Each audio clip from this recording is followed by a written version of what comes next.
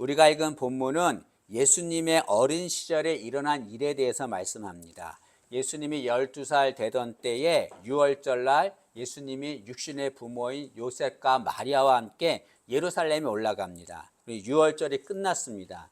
근데 예수님은 유월절이 끝났지만 예루살렘에 머무셨습니다. 그런데 예수님의 부모인 요셉과 마리아는 유월절날 나사렛으로 가다가 자기 아들 예수가 자신들과 함께 동행하는 것으로 생각했습니다. 그런데 하룻길을 가다가 예수님이 함께하지 않는다는 것을 알게 되는 거죠. 그래서 사흘 동안을 찾습니다. 예수를 찾다가 성전에서 예수님을 만나게 되죠. 그리고 그 예수님과 함께 다시 나사렛으로 내려갑니다. 그런 내용인데 오늘 본문은 주님은 이 본문을 통해서 우리에게 효도가 무엇인가를 가르쳐주고 있습니다. 그러면 주님이 가르쳐 주신 효도는 무엇입니까? 두 가지인데 첫째는 주님은 효도는 부모와 함께하는 것이다라는 것을 가르쳐 줍니다.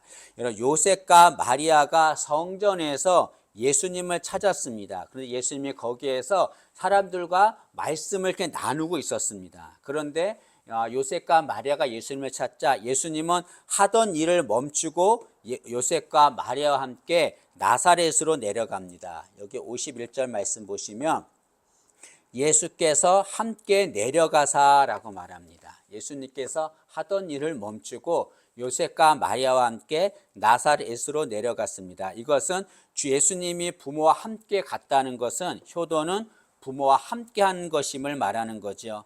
여러분 어릴 때는 부모와 함께 하는 것을 좋아합니다. 그래서 부모와 떨어지려고 하지 않습니다. 떨어지려면 막 울고 난리가 나죠. 그런데 나이가 들면서 부모와 함께 하려고 하지 않습니다. 여러분 부모와 함께 하는 것이 효도입니다. 왜 부모와 함께 하는 것이 효도입니까? 그것은 부모와 함께 한다는 것은 부모를 인정하고 존중한다는 것을 말하는 것이기 때문에 그렇습니다.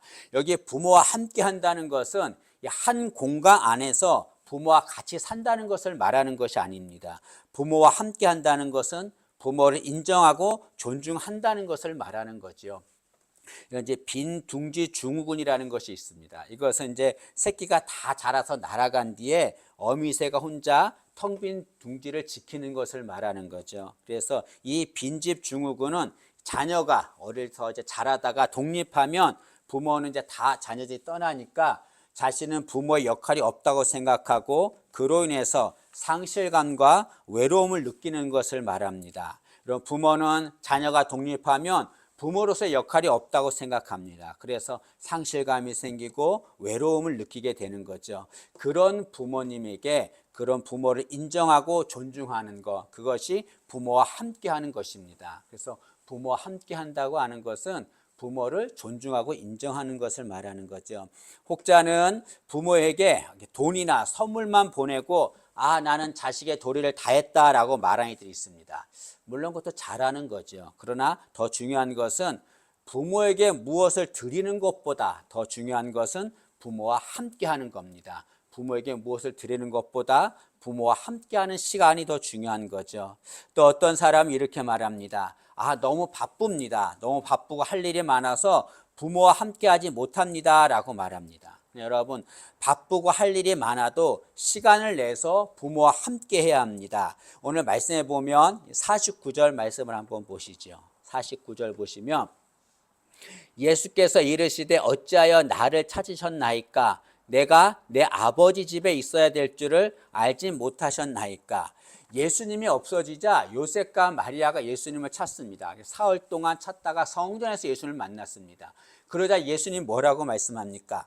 내가 내 아버지 집에 있어야 될 줄 알지 못하십니까? 라고 말합니다. 이 말은 예수님은 성전에 계셔야 하는 분이라는 것을 말하는 거죠.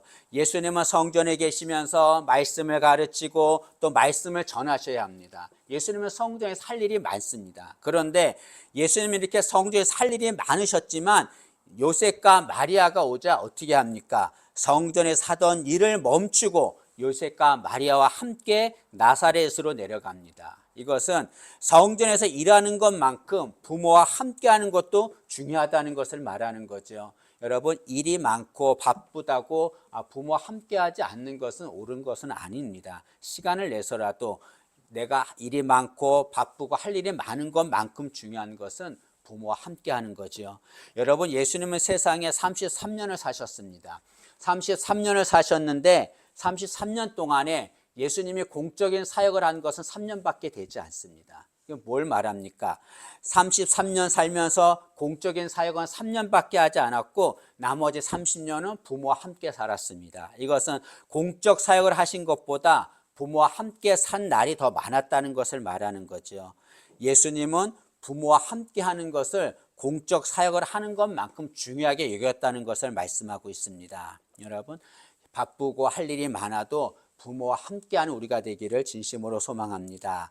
여러분, 자식은 부모의 뒷모습을 보고 자라지 않습니다. 부모의 앞모습을 보고 자라는 거죠. 그런데 부모의 앞모습을 보려면 어떻게 됩니까? 부모와 함께 해야 되는 거죠. 부모와 함께 할 때 앞모습을 보고 자랄 수 있습니다. 때문에 우리는 부모와 함께하는 자가 되어야 합니다. 그것이 효도다라고 말하고 있습니다.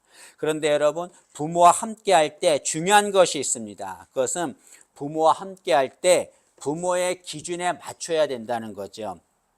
부모와 함께하면 상처를 받는 이들이 있습니다.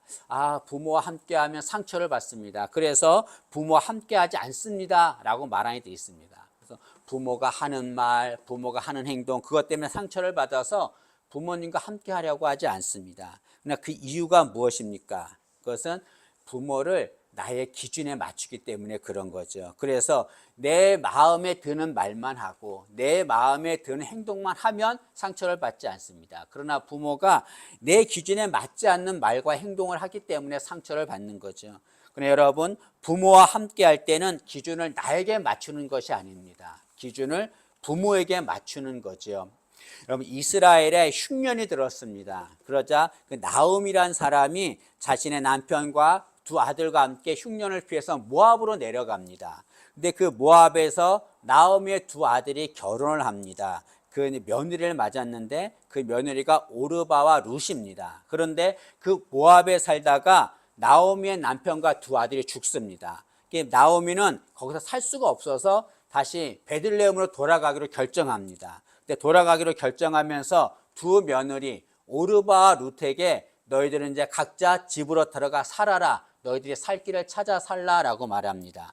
오르바는 나오미의 말을 듣고 자신의 집으로 돌아갑니다. 근데 룻은 그렇게 하지 않습니다. 룻은 나오미와 함께 하기로 결정합니다. 근데 룻이 뭐라고 말하냐면 나오미한테 어머니의 하나님이 나의 하나님이 되고 어머니가 가시는 곳에 나도 가겠습니다 라고 말합니다. 이 말은 무엇입니까? 자신을 나오미의 기준에 맞추겠다는 걸 말하는 거죠. 나오미가 섬기는 하나님 내가 섬기겠습니다. 나오미가 가는 곳 내가 가겠습니다. 어머니 가는 곳 내가 따라가겠습니다. 어머니 기준에 맞추겠습니다 라고 말하는 겁니다. 그러자 그 둘은 나오미와 룻은 시어머니 사이, 며느리와 시어머니 사이임에도 서로 상처를 받지 않고 아름다운 동행을 할 수 있었습니다. 그럼 이처럼 우리는 부모와 함께 해야 합니다. 그것이 효도입니다. 그런데 부모와 함께 할 때는 기준을 나에게 맞추는 것이 아니라 부모에게 맞춰야 합니다. 여러분, 우리가 하나님께 받는 복이 있는데요. 그 받는 복 중에서 가장 큰 복이 있습니다. 그 복이 무엇이냐면 임마누엘의 복입니다. 임마누엘이 무엇입니까? 하나님이 우리와 함께 계시다는 거죠. 하나님이 우리와 함께 하시는 것이 가장 큰 복입니다. 하나님은 한순간에도 우리를 떠나지 않고 우리와 함께 하십니다. 우리는 하나님께 그 임마누엘의 사랑을 받았습니다. 우리도 부모에게 그 임마누엘의 사랑을 실천해야 합니다. 늘 부모와 함께하는 우리가 되어야 될 줄로 믿습니다. 부모를 인정하고 존중하는 그런 자녀가 진정한 효도를 하는 거죠. 우리 모두가 다 부모님과 함께하는 효도가 되기를 진심으로 소망합니다.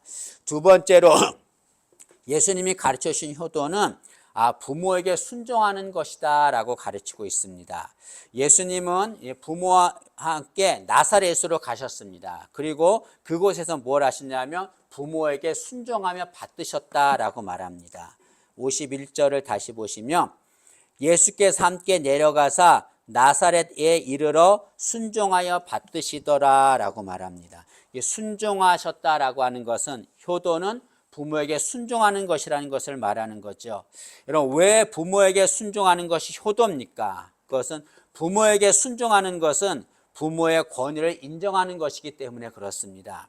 여러분, 하나님이 이 세상에 만드신 것이 두 개 있습니다. 하나는 교회고 하나는 가정입니다. 근데 하나님은 이 세상에 가정을 만드시고 이 가정을 이끌기 위해서 부모를 두셨습니다. 그리고 그 부모에게 하나님은 권위를 주셨습니다. 그래서 자녀들은 하나님이 부모에게 주신 권위를 인정해야 합니다. 그것이 부모에게 순종하는 것입니다. 우리가 부모에게 순종해야 될 이유는 하나님이 부모에게 하나님의 권위를 주셨기 때문에 그렇습니다. 여러분, 십계명이 있는데요. 십계명을 둘로 나눕니다. 1계명과 4계명, 또 5계명부터 10계명까지 나누는데 1계명부터 4계명은 하나님에 관한 것입니다. 5계명부터 10계명은 사람에 대한 것입니다. 그런데 하나님에 대한 계명 첫 번째가 무엇입니까? 첫 번째 계명이 나 외에 다른 신을 섬기지 말라는 겁니다. 이 말은 나의 말에 순종하며 살라는 거죠. 이것은 하나님의 권위를 인정하며 순종하며 살라는 것을 말합니다. 근데 여러분, 사람에 대한 계명 첫 번째는 무엇입니까? 내 부모를 공경하라는 겁니다. 내 부모에게 순종하라는 거죠. 이것은 하나님의 권위를 인정하며 하나님께 순종하듯이 하나님의 권위를 인정하며 순종하듯이 부모의 권위를 인정하며 순종하며 살라는 것을 말씀합니다. 부모를 하나님처럼 여기며 순종하라는 것을 말씀하는 거죠. 여러분, 간혹 부모가 무식하다고, 배운 것이 없다고 부모를 무시하며 순종하지 않는 이들이 있습니다. 또 부모가 잘못되었다고, 마음에 들지 않는다고 순종하지 않는 이들이 있습니다. 네, 여러분, 우리가 부모에게 순종하는 것은 부모님이 완벽하기 때문에 순종하는 것이 아닙니다. 왜 순종하는 겁니까? 하나님이 부모에게 권위를 주셨기 때문에 그렇습니다. 하나님 주신 권위 때문에 우리가 부모에게 순종하는 거죠. 여러분, 예수님은 창조주 하나님이십니다. 요셉과 마리아는 피조물입니다. 그러면 상식적으로 요셉과 마리아가 예수님께 순종해야 합니다. 그런데 어떻게 합니까? 예수님이 요셉과 마리아에게 순종합니다. 왜 그렇습니까? 예수님은 하나님이 요셉과 마리아 부모에게 주신 권위를 인정하셨기 때문에 그렇습니다. 예수님도 하나님이 부모에게 주신 권위를 인정하셨기 때문에 순종했습니다. 우리도 부모를 하나님이 주신 권위로 인정하고 순종해야 합니다. 이런 아브라함이 100세의 아들을 낳았습니다. 이삭을 낳았는데 얼마나 귀하고 소중합니까? 그런데 어느 날 하나님이 아브라함한테 아들 그 이삭을 제물로 바치라고 말합니다. 말도 안 되는 얘기죠. 근데 아브라함이 어떻게 합니까? 이삭을 데리고 모리아 산으로 갑니다. 그리고 이 아들 이삭을 묻고 죽이려고 합니다. 여러분, 그때 이삭의 나이가 얼마 됐을까요? 이삭은 10대 중반이었을 것입니다. 혈기왕성한 청년이었습니다. 때문에 자신의 힘으로 충분히 자신을 죽이려고 하는 아브라함을 제압할 수 있었습니다. 그러나 이삭은 그렇게 하지 않았습니다. 아브라함이 자신을 죽이려고 할 때 그대로 순종합니다. 왜 그렇습니까? 하나님이 아브라함에게 주신 부모의 권위를 인정했기 때문에 그렇습니다. 여러분, 부모의 권위를 인정해야 합니다. 그럴 때 순종할 수 있는 거죠. 그 부모의 권위를 인정하고 순종하는 자, 그런 자가 효도하는 자라고 말할 수 있습니다. 우리는 부모에게 순종함으로 부모의 권위를 인정해야 될 줄로 믿습니다. 여러분, 예수님은 우리에게 두 가지를 가르쳐 주셨습니다. 효도가 무엇인가? 그것은 부모와 함께하는 것이다. 그것이 효도다. 효도는 무엇인가? 부모에게 순종하는 것이다. 그것이 효도다라고 말합니다. 근데 중요한 것이 있습니다. 그것이 뭐냐면 부모와 함께하고 부모에게 순종하는 것, 그것이 효도인데 그것을 지금 해야 된다는 거죠. 여러분, 간혹 나중에 내가 성공한 후에 부모에게 효도하겠습니다. 내가 잘 된 다음에 부모에게 효도하겠습니다 라고 말하는 이들이 있습니다. 그러나 여러분, 효도는 미래에 하는 것이 아닙니다. 효도는 지금 하는 것입니다. 왜 그렇습니까? 부모는 언제까지 이 세상에 계실지 우리가 알지 못하기 때문에 그렇습니다. 예수님께서 십자가에 달리셨습니다. 십자가에서 큰 고통을, 인류가 당할 고통을 다 당하고 계셨습니다. 그 고통을 당하면서 죽는 순간에 예수님이 어떻게 하셨습니까? 제자 요한에게 자신의 어머니 마리아를 부탁합니다. 보라 내 어머니라고 하면서 마리아를 부탁하는 거죠. 죽는 순간에 그 직전까지 예수님은 제자인 요한에게 어머니 마리아를 부탁했습니다. 예수님은 돌아가시는 순간까지 부모에게 효도를 한 거죠. 예수님 이것을 통해서 우리에게 가르쳐 줍니다. 내가 이렇게 효도한 것처럼 너희도 그렇게 효도하라. 너희도 그렇게 살라라고 말씀하는 거죠. 우리는 살아있는 동안, 살아가는 동안에 주님이 우리에게 가르쳐 주신 대로 부모에게 효도를 하며 살아야 될 줄로 믿습니다. 늘 부모와 함께하고 부모의 말씀에 순종해야 되는 거죠. 그렇게 부모에게 효도하면 어떻게 됩니까? 하나님과 사람에게 사랑을 받습니다. 오늘 52절 말씀을 한번 보시죠. 52절 보시면 예수는 지혜와 키가 자라가며 하나님과 사람에게 더욱 사랑스러워 가시더라. 여기 예수님께서 하나님과 사람에게 사랑스러워 가시더라. 사랑을 받으셨다라고 말합니다. 여러분, 여기 사랑스러워 가시더라라고 하는 말은 하나님이 예수님에게 사랑을 부어주셔서 사랑을 받으셨다는 것을 말씀합니다. 왜 하나님은 예수님에게 사랑을 부어주셔서 하나님과 사람에게 사랑을 받게 하셨습니까? 그것은 그가 부모에게 효도했기 때문에 그렇습니다. 요셉과 마리아에게 효도했기 때문에 하나님은 그에게 사랑을 부어주셔서 그가 하나님과 사람에게 사랑을 받게 하신 거죠. 우리도 마찬가지입니다. 부모에게 효도하면 하나님은 그것을 기뻐하십니다. 그리고 그에게 사랑을 쏟아 부어주는 거죠. 그로 인해서 하나님과 사람에게 사랑을 받고 있습니다. 여러분, 예수님은 우리에게 효도를 가르쳐 주셨습니다. 부모와 함께하는 것이 효도다. 부모에게 순종하는 것이 효도다. 그렇게 효도하는 자에게 하나님은 사랑을 부어주시고 하나님과 사람에게 사랑을 받게 하십니다. 우리 모두가 다 주님이 가르쳐 주신 대로 부모에게 효도해서 하나님과 사람에게 사랑받기를 진심으로 소망합니다.